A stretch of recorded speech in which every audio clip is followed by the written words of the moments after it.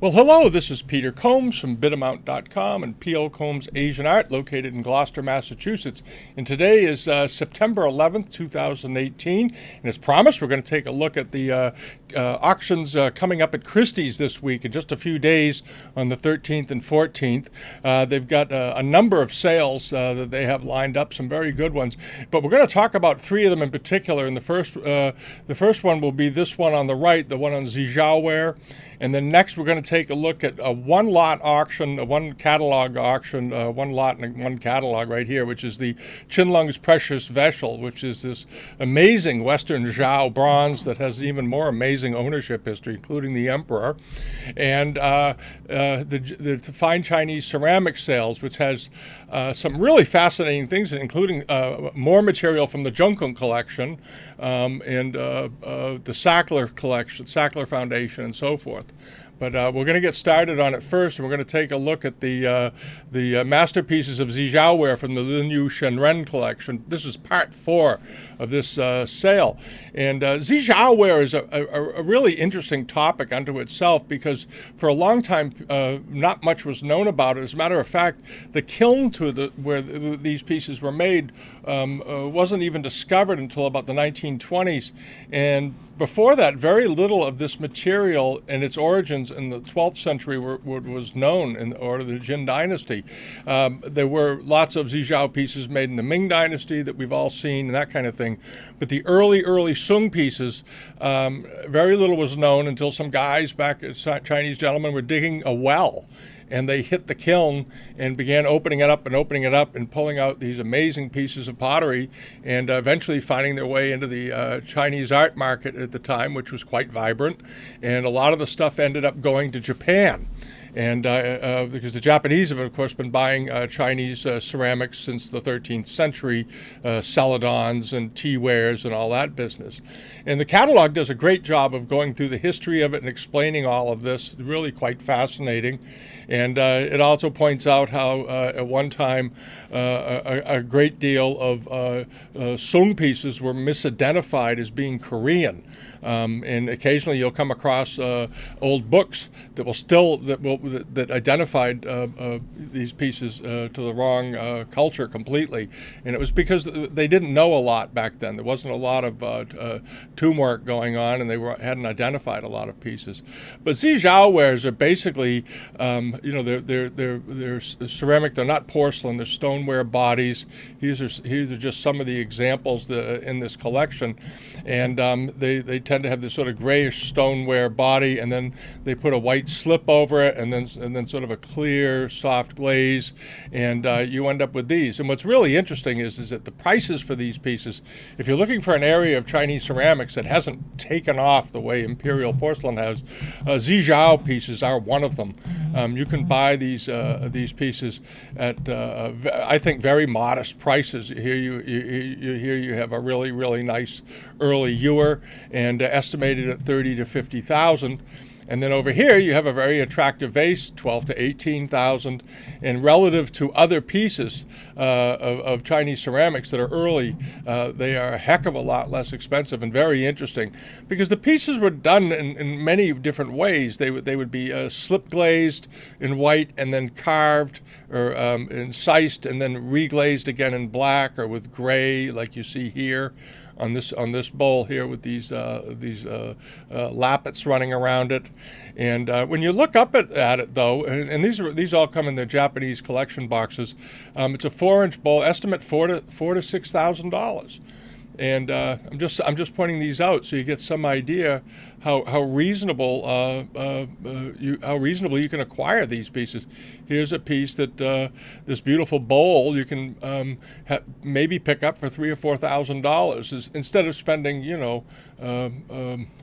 a small fortune on a single imperial bowl and that kind of thing. So take a look at this stuff. Here's a northern Sung example with a beautifully shaped rim. Estimate $5,000 to $7,000. On and on. This beautiful black glaze piece with the white ribbing, the white glaze pushing through, but just mirror black finish on this thing. Just beautifully done, and estimated at 6,000 to 8,000. It's about 4 inches in diameter. And it goes on and on and on. You do have some more important pieces though, like this one, this black glazed Sgrafato peony vase. These are quite rare, and are estimated at this one is estimated at $60,000 to $80,000. All right, and they do provide some really good detail shots, so you can get in there and take a very close look at how they do these. All right, just by double clicking on the catalog, you can zoom right in on it. All right, and these are all posted on the website, of course, right now on our site. And then we have this very nice Sung to Jin Dynasty ribbed, compressed, they call them truncated Mei Ping pots, again with beautiful ribbing, spectacularly well glazed, and you know, how big is it? It's 8 inches in height and estimated at $20,000 to $30,000. And it goes on and on. There are about 40 lots in this collection that are being offered, and they pretty much cover the full range of all the techniques that were used in the 12th and 11th, 12th, 13th century for these pieces. So you can get a very good feeling. This is one of the most important pieces in the collection, another one of these truncated Mei Pings, but beautifully painted. The paint decoration on this, the black decoration, is just beautifully done, elegant, very typical of the late Sung dynasty. All right, and here's a good detail of it, and on and on and on. And this is one of my favorites, and it's estimated quite modestly at $15,000 to $18,000. But a beautiful thing, and from great provenance, with great provenance. So you want to check these out. Check out the Zijao catalog, and it'll be interesting to see how they do. The things in this collection have always done well, and because they're the best of the best. So we'll see.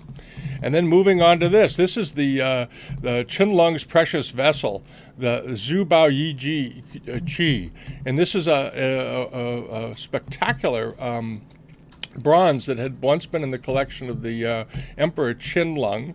It is inscribed, and it was done during the Western Zhao period. And if you scroll into it, they very quickly get into some fascinating photographs and very fine photograph. The photographic work and the detail. This particular bronze has just been studied to pieces because of its history of ownership, and all of the owners are listed in here. And there's a good shot of it. And the term Zhu Bao Yi Qi, it roughly translates into Zhuao means made. All right, and then Bao means treasure or wealth, success in the world, that sort of thing, family treasure, family wealth.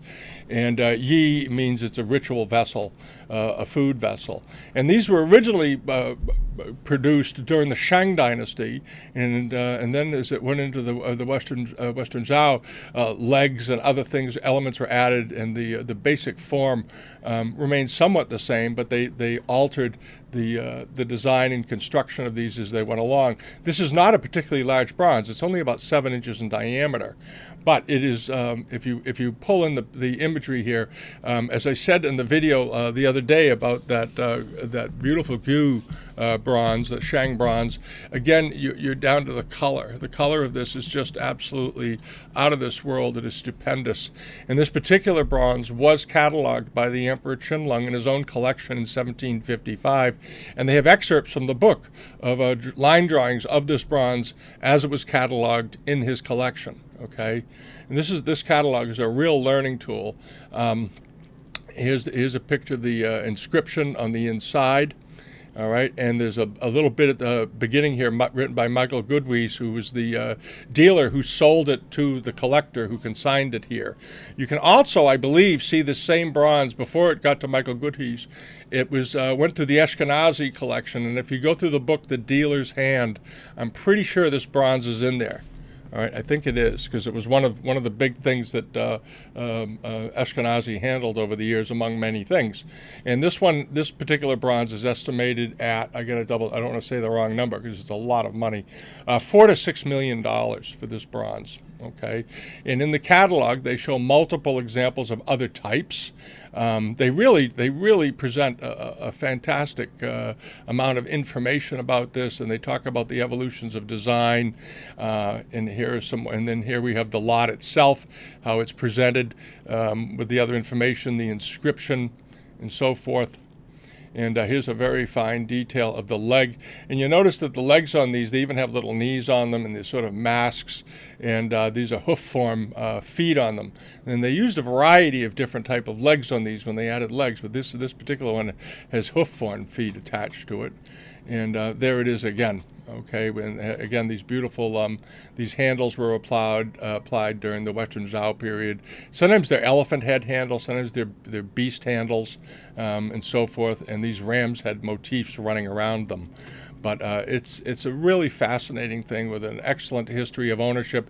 They provided you a timeline right here of all the different owners. And one of the things that it really struck me today going through this catalog was how many pieces were brought into the market by C.T. Liu. He was particularly active in the marketing and the removing from China of bronzes. And a lot of the pieces in this auctions coming up this week in New York, not only just at Christie's, have C.T. Liu provenance. Okay, from the 1930s, 40s, and early 50s. Okay, and later Frank Caro. And so you want to check that out.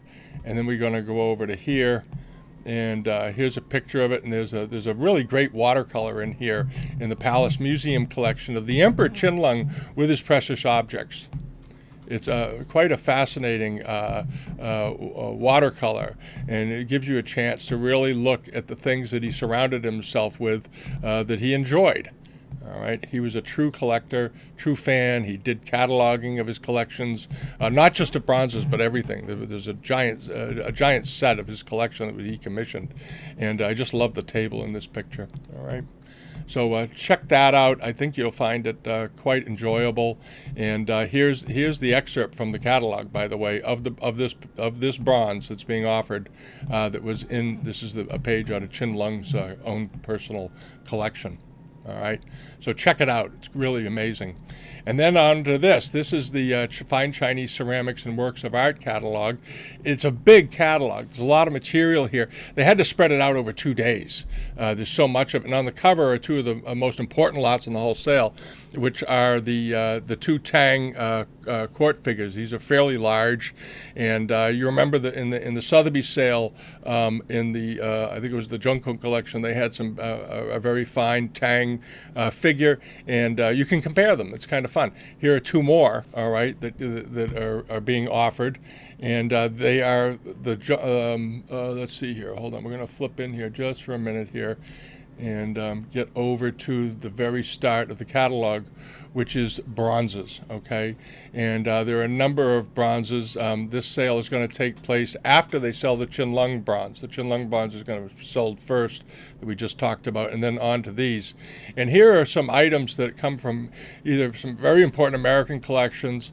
Another comes from the McLean collection, and the Sackler Foundation. Those are the three big ones.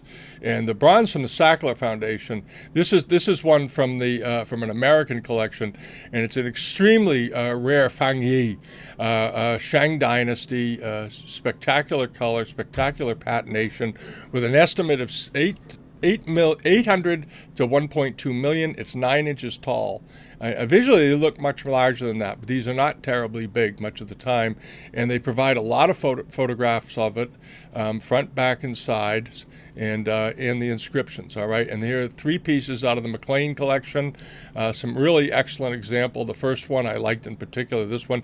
This was originally brought to market by C.T. Liu, as he did with so many other bronzes, and on and on. And then we're going to pop over to this one is also from the McLean collection. This is the last one from the McLean collection. Beautiful big Shang example. And we're going to get into these, and there are examples here from the Sackler Foundation. This is one from the Sackler Foundation. This is the one I wanted to show. It's a tripod food vessel, Western Zhao Dynasty, done around the 11th to 10th century BC. But the surface on this bronze is really exceptional, and it's estimated at 250 to 350,000. It again is a C.T. Liu item that came into the market, but the patination on this thing is so dense and crunchy. It's just beautiful. Here it is, okay? And if you blow it back a little bit, we'll roll over to the next page. Here's some additional photographs of it, and there's extensive write-up on its shape and form and how it came to be.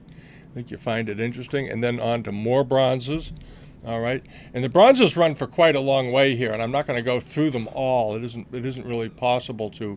But what I wanted to do now was hop ahead to page 78 and take a look at these Tang stone carvings. Okay, here it is, a really great limestone figure, quite similar to the one that's being offered over at Sotheby's. It has an estimate of $1.5 to $2.5 million. It's 26 inches tall. It's roughly the same size as the other example, early Tang. And this also was brought into the market eventually by, it was handled by C.T. Liu in New York, and had other owners before that. All right. But you see the classic Tang sculpture in this thing, the angular upper body, the way the robes are done and so forth. All right, scroll down, the way the robes drape. This very Tang, very much in the Tang style. And again, like the other statue, also standing on a rather elegant lotus form base. All right, and this was how they were often presented. And this is a very rare thing, obviously. And we'll see how it does. And they did provide lots of great photographs of it. Really elegant. I'm kind of surprised they split up the pair, but they did, because here's the second one. All right, and they do certainly appear to be a pair. They're not a mirror pair or a matched pair per se, but they are a pair in that they're both different and they both complement one another in their differences. Okay, and this one is also 26 inches tall, and it also carries a $1.5 million to $2.5 million estimate. And on the provenance and all the history behind it is exactly the same as the previous one, for obvious reasons. All right, and now we're going to move along over to lot, page 98. It's easier to keep a list here. This was the figure that I talked about a couple of weeks ago. It's this Liao to Song Dynasty piece that came from the Arthur Sackler collection, and it's a massive Liuhan or Arhat. It's beautifully done.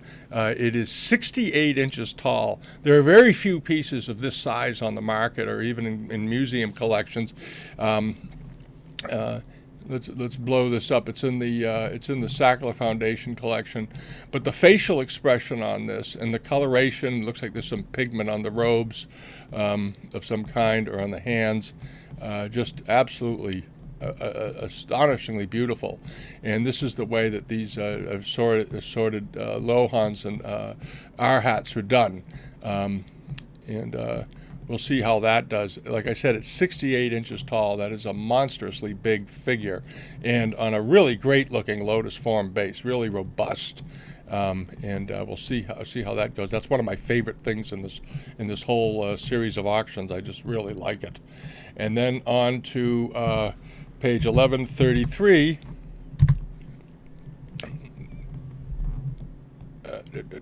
Hold on a minute here. Page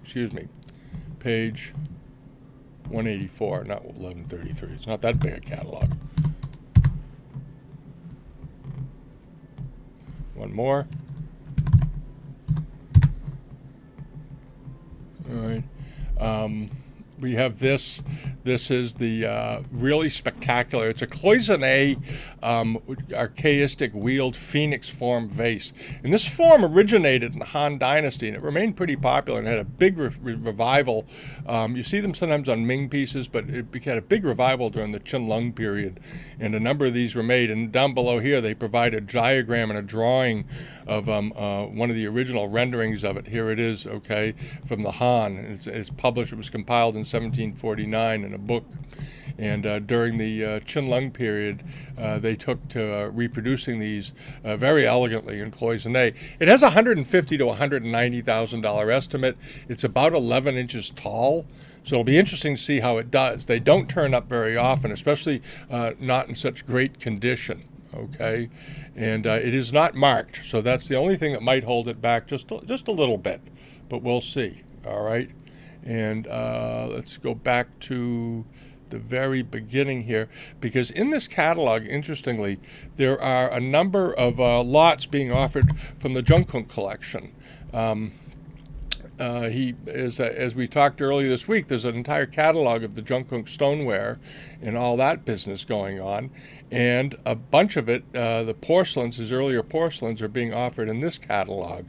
So that, for some reason, they decided, maybe smartly, to spread out the porcelains and the objects being sold, and they put some of them over here. And if I can just get to it, we'll be in good shape. All right, hold on a second here. I'll just do this. Hold on. This catalog is so big, it's a little unwieldy, to be honest with you. So we have to sort of scroll across here and get right to it. Oh, here it is. This is it. This is the stuff in the Jungkook collection. Okay, and this is the first lot. It's a really nice pale gray stone Buddhist steel, beautifully done on a platform. It's about 13 inches high, and it's estimated at $50,000 to $80,000. All right, and we'll be very curious to see how this does. This is one of my favorite things that came out of the Jungkook collection.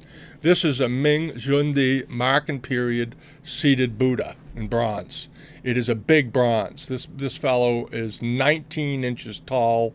It's estimated to 100 to 150,000, and they believe it is Marken period. And you see these in porcelain all the time. These porcelain copies were these porcelain examples that were produced in the late 19th century, early 20th century Republic period of this figure. All right. Well, this is the prototype. This was one of the first, the first of that representation done. And here he is holding the beads. He's virtually identical to the porcelain ones you see. Of course, it's all done in bronze and beautifully cast all the way down to the tassels for the robes and so forth. All right, it's really a wonderful thing. And as I said, it's estimated at 100 to 150,000, so I'll be very curious to see how it does. There are a bunch of other bronzes in here, and then we get into the ceramics of the Jungkook collection, all kinds of them. This guy's collection was absolutely massive, and it covered a very wide range. And he did collect sculpture, but he was mostly known for his ceramics collection. He loved Kangxi pieces, but he also loved very early pieces, Tang, Sung, and so forth. All right, and this catalog has a number of them. And also, there's a number of them in here that are fairly reasonably estimated. So again, if you want to have something with this kind of provenance, you can do it. This, for example, this little Kangxi period dragon vase right here, it is not marked, but it's estimated at $4,000 to $6,000. It's 9 inches tall, and it's a really beautiful example. All right, there it is. All right. So if you've never bought anything at one of the major auction houses, you might consider it if you have time to do it and get in touch with them. All right, and then there's this really unusual Fangu form vase over here on the right.